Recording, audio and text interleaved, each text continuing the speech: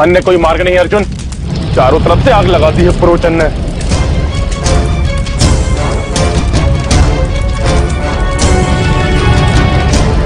अर्जुन, वरुणास्त्र दागना होगा। वरुणास्त्र? नहीं, यदि आग बुझ गई तो सबको पता चल जाएगा कि हम जीवित हैं।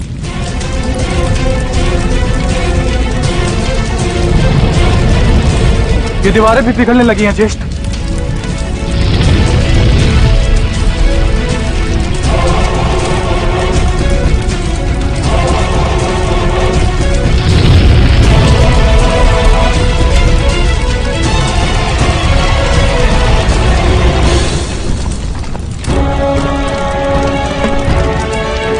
कहते हैं माता सरस्वती अपने हाथों पर दिव्य अग्नि रखकर भूमि के ऊपर चल नहीं पाई।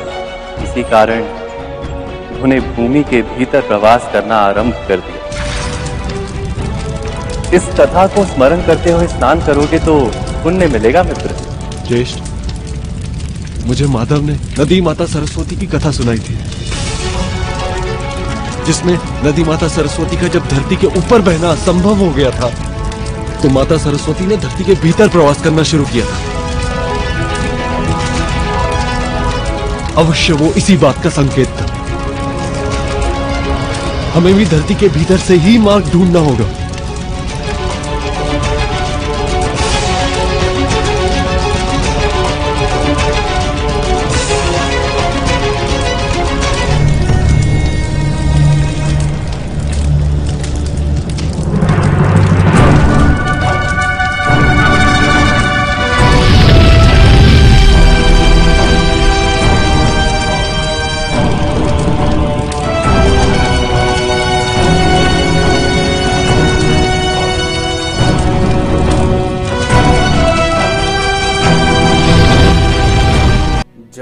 व्रत में दुर्योधन और मामा शकुनी ने पांडु पुत्रों को जिंदा जलाने की जो साजिश रची थी और जिस भवन में वो लोग रुके थे उनको जला दिया गया था। अब बाहर निकलने का कोई मार्ग नहीं था। तब भीम ने कहा कि अर्जुन, तुम वरुणास्त्र का उपयोग करो, जिससे बारिश होगी और आग बुझ जाएगी।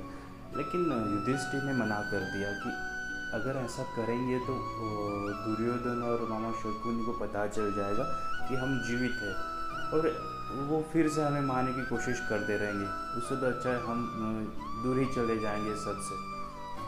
और फिर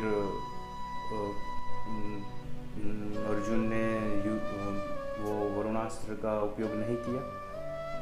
लेकिन कुछ देर बाद अर्जुन को कृष्ण की कही हुई बात याद आई कि जब माता सरस्वती अपने हाथों में दिव्य अग्नि लेकर चल नहीं पाई तो भूमि में प्रवेश करने लगी।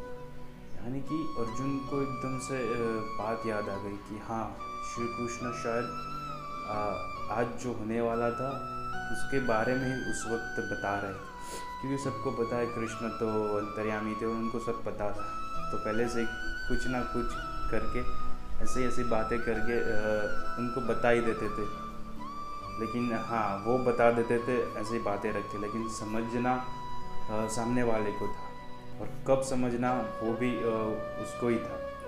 तो अर्जुन ने समझ लिया कि कृष्ण यही कहने की कोशिश कर रहे थे। तो उन्होंने सबको बताया कि कृष्ण ने मुझे यही कहा था कि जब नदी माता सरस्वती भूमि के ऊपर चल नहीं पाई अग्नि की वजह से, हाथ में अग्नि लेकर, तो उन्होंने भूमि के भीतर जाना शुरू कर दिया, प्रवेश करना शुरू कर दिया। तो हमें भी भूमि के भीतर से ही मार्ग ढूंढना पड़ेगा। और वैसे भी अर्जुन, भीम और पांचों पांडवों के जो अस्त्र शस्त्र थे वो सारे जल गए थे। तो फिर उन्होंने भूमि से ही मार्ग ढूंढा और वहाँ से बचकर बाहर निकले थे। जय श्री राम।